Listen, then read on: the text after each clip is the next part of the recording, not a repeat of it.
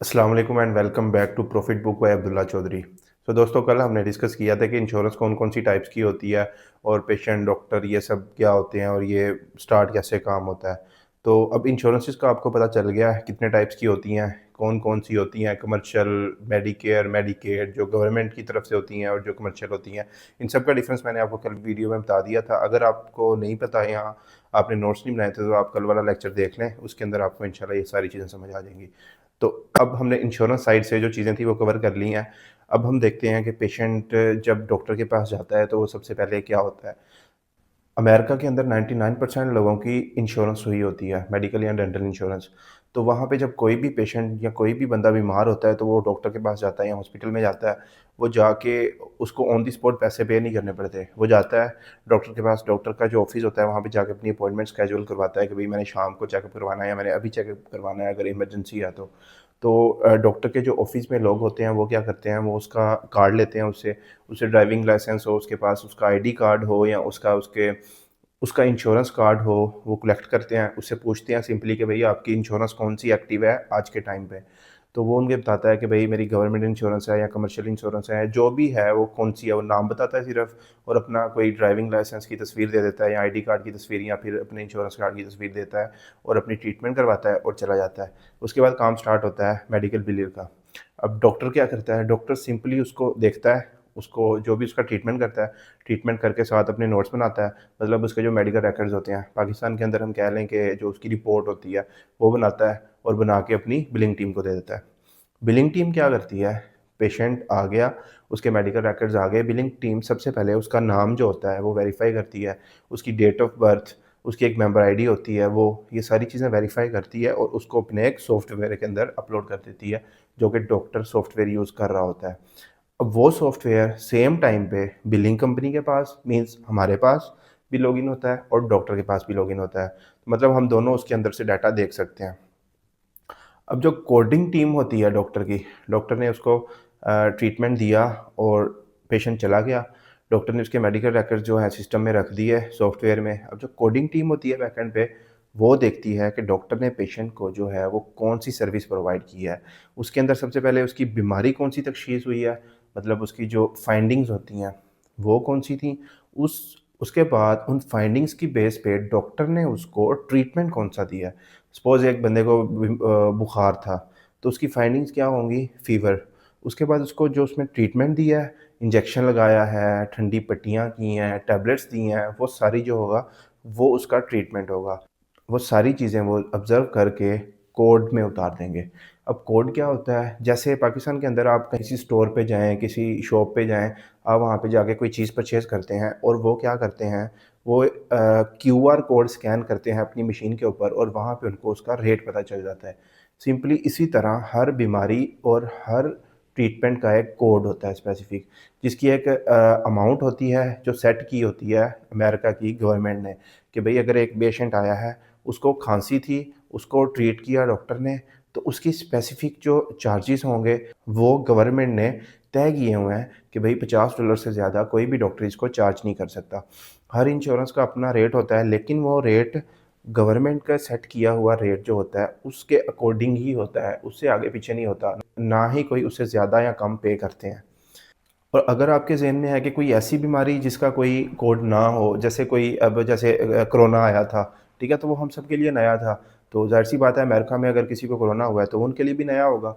तो उसके लिए क्या होता है, अगर कोई भी ऐसी डिज़ीज़ जो नई आई हो या जिसका कोई भी डायग्नोसिस कोड या सीपीटी कोड ना हो, तो उनके लिए कुछ स्पेसिफ़िक सीपीटी कोड्स होते हैं और डायग्नोसिस कोड्स होते हैं, जो अनस्पेसिफ़ाइड होते हैं। मतलब उसके अंडर डॉक्टर वो वाली डिज़ीज़ेज़ या ट्रीटमेंट्स बिल कर सकता है इंश्योरेंस को, जो स्पेसिफाइड नहीं होते, जिनका कोई स्पेसिफिक कोड नहीं होता। वो कोड्स डिज़ाइन ही अनस्पेसिफाइड डिजीज़ेज़ या ट्रीटमेंट्स के लिए हुए होते हैं। अब इन कोड्स को, इन सारे डायग्नोसिस कोड्स को, सीपीटी कोड्स को देख कौन रहा है, हैंडल कौन कर रहा है? वो कर रहा है एनसीसीआई, नेशनल करेक्ट कोडिंग इनिशिएटिव। उसके अंडर ये सारी कोडिंग हो रही है, वो कोड्स डिज़ाइन करते हैं और वो वेबसाइट्स पे आ जाते हैं या डॉक्टर्स को पता चल जाता है कि भई इस साल में ये कोड्स हैं। वो कोड्स ऑलमोस्ट सेम रहते हैं, लेकिन कुछ नई बीमारियाँ तशख़ीस होती हैं, कुछ न नए ट्रीटमेंट्स आते हैं मार्केट में, कुछ नई मेडिसिन्स आती हैं, उसके अकॉर्डिंग एनसीसीआई उनको एक स्पेसिफ़िक कोड में उतारता जाता है साथ-साथ। अब एनसीसीआई के अंडर क्या होता है हिपिक्स, हिपिक्स के अंदर क्या होता है कोडिंग सिस्टम होता है जिसमें 5 डिजिट्स के कोड होते हैं, वो सारी चीज़ें डीप चीज़ें हैं वो इंशाल्लाह आपको आगे जाके बाद में बताई जाएँगी। अब ये बात आपको पता चल गई कि अमेरिका के अंदर कोई भी बंदा बीमार होता है तो वो डॉक्टर के पास जाता है और अपना ट्रीटमेंट करवा के वापस आता है, तो डॉक्टर उससे पैसे नहीं लेता, इंश्योरेंस कंपनी से पैसे लेता है और पैसे किस हिसाब से लेता है, उस रेट पे जो सरकार ने, जो अमेरिका की सरकार ने एक रेट तय किया हुआ है, मतलब सरकारी रेट पे वो उनसे पैसे ले लेता है। आपको ओवरव्यू मिल गया कि किस तरह पेशेंट डॉक्टर के पास जाता है और अपना ट्रीटमेंट करवा के सिर्फ वापस आ जाता है और डॉक्टर अपनी पेमेंट जो है वो इंश्योरेंस से लेता है। अब इसके बाद मैं आपको बताऊँगा कि किस तरह से और क्या-क्या मुश्किलात आती हैं डॉक्टर को अपनी पेमेंट इंश्योरेंस से लेने के लिए और मेडिकल बिलर्स का वहाँ पे क्या रोल है। अब मेडिकल बिलर का काम वहीं से स्टार्ट हो जाता है जब पेशेंट डॉक्टर को कॉल करके कहता है कि मैं कल या परसों या 1 हफ़्ते के बाद आऊँगा चेकअप करवाने, तो बिलर का काम वहीं से शुरू हो जाता है। इस वजह से मेडिकल बिलिंग जो है वो बहुत ज़्यादा इम्पोर्टेंट है क्योंकि इसमें जॉब अपॉर्च्युनिटीज़ ज़्यादा है। अब पेशेंट ने डॉक्टर को कॉल की मैं 1 हफ़्ते के बाद आ रहा हूँ या कल आ रहा हूँ या परसों आ रहा हूँ चेकअप करवाने, डॉक्टर जो है उसका नाम सॉफ्टवेयर में ऐड कर देगा और हम जो बिलर्स होते हैं वो देखते हैं अपॉइंटमेंट लिस्ट निकाल के कि नेक्स्ट वीक कौन आ रहा है या कल कौन-कौन आ रहा है चेकअप करवाने। अब जब हमारे पास लिस्ट आ गई कि कल कौन चेक करवाने आ रहा है, हम उनकी एलिजिबिलिटी वेरिफ़िकेशन करेंगे। मतलब हमें उनका सिर्फ़ नाम पता होना चाहिए, डेट ऑफ़ बर्थ पता होनी चाहिए या फिर उनका जो एसएसएन नंबर होता है, जैसे पाकिस्तान के अंदर आईडी कार्ड नंबर होता है, वहाँ पे एसएसएन नंबर होता है। सोशल सिक्योरिटी नंबर उसको कहते हैं, वो पता हो तो हम उसकी एलिजिबिलिटी फाइंड आउट कर सकते हैं। हमें थोड़ा-सा क्लू मिल जाता है और पेशेंट खुद हमें बता के जाता है कि मेरे पास यूएचसी है, एटना है, मेडिकेयर है या बीसीबीएस है। हम उस इंश्योरेंस को कॉल करते हैं या उनका पोर्टल बना हुआ होता है सिस्टम के अंदर, कंप्यूटर के अंदर वेबसाइट पे जाते हैं उनकी, उसकी वहाँ पे जाके इन्फॉर्मेशन पुट करते हैं, उसका नाम, डेट ऑफ़ बर्थ, एसएसएन या मेंबर आईडी, तो उसकी सारी इन्फॉर्मेशन सामने आ जाती है कि इसके पास कौन-सा प्लान एक्टिव है, ये कौन-कौन सी सर्विसेज़ ले सकता है आपसे, हम उसकी एलिजिबिलिटी वेरिफ़िकेशन कर लेते हैं। ये हो गया पहला स्टेप, मतलब एक दफ़ा पता चल गया कि इसके पास कौन-सी इंश्योरेंस है, हमने उसका जो डाटा है वो सॉफ्टवेयर के अंदर एंटर कर दिया कि भई इसकी ये इंश्योरेंस है। उसके बाद हम उसकी जो बाकी डेमोग्राफ़िक्स की एंट्री है वो करेंगे। अब डेमोग्राफ़िक्स में क्या-क्या चीज़ें आती हैं, उसका नाम, उसका आईडी कार्ड, उसका डेट ऑफ़ बर्थ, उसका रिलेशनशिप, मतलब उसकी फ़ैमिली में कौन-कौन है। अगर उस इंश्योरेंस के अंदर उसकी वाइफ़ कवर हो रही है, उसके बच्चे कवर हो रहे हैं या उसके पेरेंट्स कवर हो रहे हैं, वो सारी डिटेल्स हम उसके डेमोग्राफ़िक्स के अंदर ऐड कर देते हैं। मतलब सपोज़ अब मैं पाकिस्तान के अंदर काम कर रहा हूँ, मुझे मेरे ऑफ़िस की तरफ से अगर इंश्योरेंस मिली है, तो उसके अंदर या तो मैं कवर हो रहा हूँगा अकेला या मेरी मिसेज़ कवर हो रही होंगी या बच्चे या पेरेंट्स या एंटायर फ़ैमिली। तो इसी तरह वहाँ पे भी हर इंश्योरेंस के अपने रूल्स होते हैं। हर इंश्योरेंस मतलब कि फ़ैमिली के कुछ बंदों को कवर करती है। मोस्टली एंटायर फ़ैमिली ही उसमें कवर्ड होती है। लेकिन ये सारी चीज़ें हम उसकी डेमोग्राफ़िक्स के अंदर एंटर कर देंगे। उसका रिलेशनशिप क्या है, डिपेंडेंट है, वो स्पाउस है, सब्सक्राइबर है, ये क्या है, ये सारी चीज़ें आपको इंशाल्लाह आगे जाके टर्मिनोलॉजीज़ पता चल जाएँगी। उसके बाद डेमोग्राफ़िक्स एंट्री के बाद एलिजिबिलिटी वेरिफ़िकेशन होगी, डेमोग्राफ़िक एंट्री आ गई, सीपीटी एंड आईसीडी कोडिंग आ जाएगी उसके बाद।